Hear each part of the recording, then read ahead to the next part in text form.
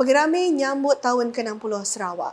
Merdeka meri awak ngagi rakyat mayuh berati serta ngenang pemeras bala tuai dulu keliak nguliah kerti merdeka ungko pengantang ngau pemujur negeri tu. Pengerangsiang serta penyaka sida Udamai Sarawak ngasai macam buah merdeka di tempatnya di pemansang baik kebak ekonomi, pelajar infrastruktur ngau daya hidup bakal boleh dipedak kitai sarito.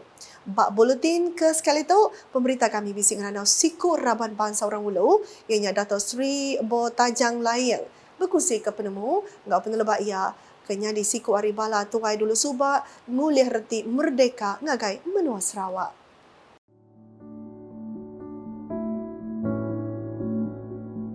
Sarawak terus maju sebagai sebuah negeri yang dinamik, berdaya saing dan melakar banyak kejayaan sejak mencapai kemerdekaan 60 tahun yang lalu.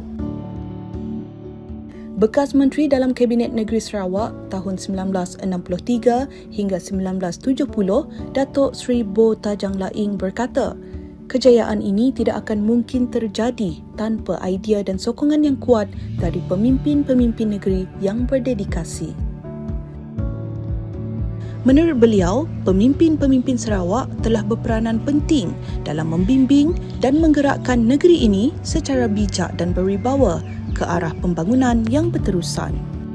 Sebagai hasilnya, Sarawak telah menjadi salah satu negeri yang maju di Malaysia dengan pertumbuhan ekonomi yang pesat, infrastruktur yang berkembang, sistem pendidikan yang berkualiti dan kualiti hidup yang meningkat bagi rakyatnya.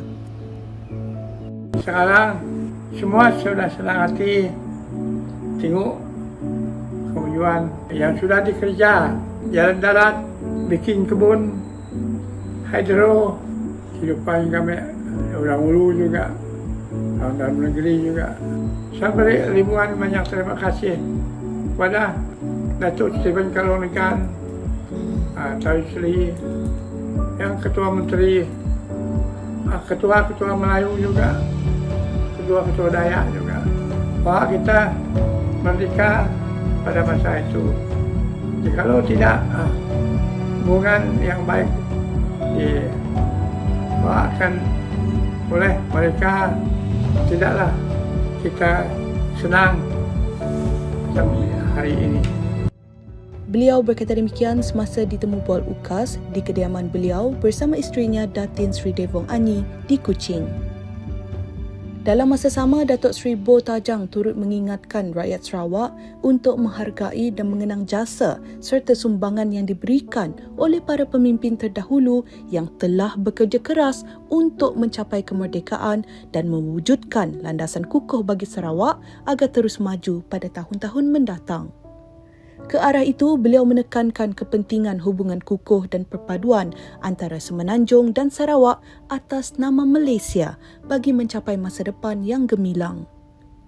Kalau kita kumpul satu negeri yang besar, orang lain tidak dapat kasih kita. Dulu Kuala Lumpur lain, Sarawak lain, Melaka. Tapi itu diorang penasihat kita, dia tidak suruh kita berpisah supaya kita bersatu, supaya kuat. Orang tidak mau kacau sama kita. Temu bual yang mengambil masa lebih kurang sejam itu turut mendengar perkongsian Dato' Sri Bo Tajang mengenai perjuangan beliau yang mewakili kaum orang Ulu suatu ketika dahulu ketika Sarawak masih di bawah pemerintahan Raja Brooke, semasa pendudukan Jepun, kehidupan bersama penjajah British sehingga merdeka. Beliau telah menceritakan perjalanan hidup dan perjuangannya dalam mendapatkan pendidikan dalam masa yang sukar serta bagaimana beliau terlibat dalam politik setelah merdeka. Menggambarkan kepayahan pada ketika itu, beliau memberitahu ia merupakan faktor utama yang mendorong Sarawak menggesa kemerdekaan 60 tahun yang lalu. Ada orang yang sudah merdeka tu, dia beri nasihat kepada kita. Sebab kita orang tidak mau merdeka. Ini memang ada dunia. Bila kita sudah ada maju, ada kemajuan, kita boleh merdeka. Untuk rekod, Datuk Seri Botajang 97 telah mendedikasikan hidupnya untuk pendidikan, pemerintahan dan pembangunan ekonomi negeri ini. Anak kelahiran Uma Nyaving Long Linau Belaga yang berasal dari suku Kayan Orang Ulu ini memiliki rekod kecemerlangan dalam perkhidmatan awam. Pada tahun 1948, beliau menjadi guru Kayan pertama dari Belaga setelah menamatkan pengajian di Batu Lintang Teachers Training College. Kemudiannya menjadi guru di SK Abun Matu Belaga sebelum membangun dan menubuhkan sendiri SK Long Linau pada tahun 1953. Di samping itu, beliau merupakan perintis bagi tanaman kontan pertanian di Belaga seperti getah, koko dan kelapa sawit bagi mempelbagaikan mata pencarian ekonomi sejak beliau menjadi guru di Long Linau sehingga masyarakat berpindah ke Sungai Asap selepas pembinaan hidroelektrik Bakun. Selain itu, Datuk Seri Botajang yang memainkan peranan penting dalam mewakili komuniti orang Ulu sebagai anggota Komisi Kobol pada tahun 1962 juga telah berkhidmat sebagai anggota Dewan Daerah Kapit dan Dewan Negeri pada tahun 1965. Pada tahun 1963 hingga 1970, Datuk Seri Botajang dilantik sebagai Menteri Negeri Sarawak dan menjawat tugas sebagai Menteri Hal Ehwal Negeri dari tahun 1963 hingga 1966. Juga Menteri Pertanian dan Menteri Kehutanan hingga tahun 1970. Beliau telah berkhidmat sebagai Ahli Dewan Undangan Negeri Adun Belaga pada tahun 1979 dan 1983.